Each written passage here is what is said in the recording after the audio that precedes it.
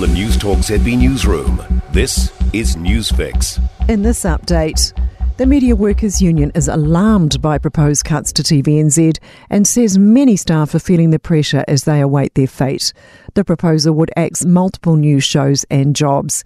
ETU negotiation specialist Michael Wood says they plan to fight. We have deep concerns about the substance of the process, like the gutting of news and current affairs at TVNZ, which is New Zealand's public broadcaster.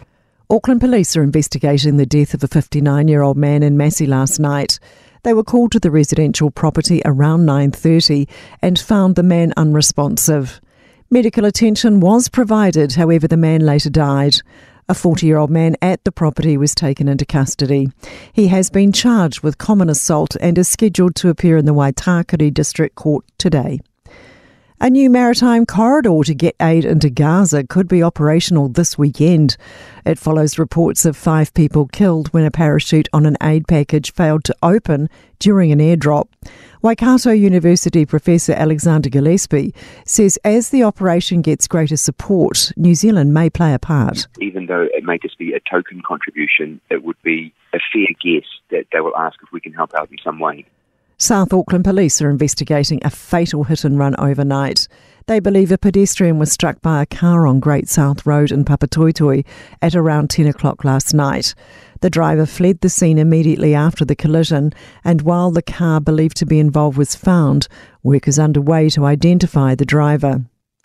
5 people have been arrested in Dunedin following a serious assault last weekend. The group will appear in court today facing serious violence charges. Meanwhile, 4 victims are recovering from injuries following the incident on Selwyn Street last Saturday. That's news. In sport, the Crusaders know they can ill afford another error-riddled performance in the sapping heat and humidity of Lautoka in this afternoon's Super Rugby clash with the Drua. The defending champions turned the ball over 18 times in last week's loss to the Waratahs. Flanker Tom Christie says their opponents can break a game open from anywhere. I don't think you need to make mistakes for them to go end-to-end. They're an amazingly talented group of players. They love playing in Fiji, so equally we've got to love it just as much and walk towards that challenge, which I'm personally really excited for.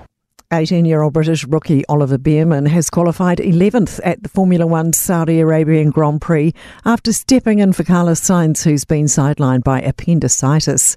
Max Verstappen has claimed pole.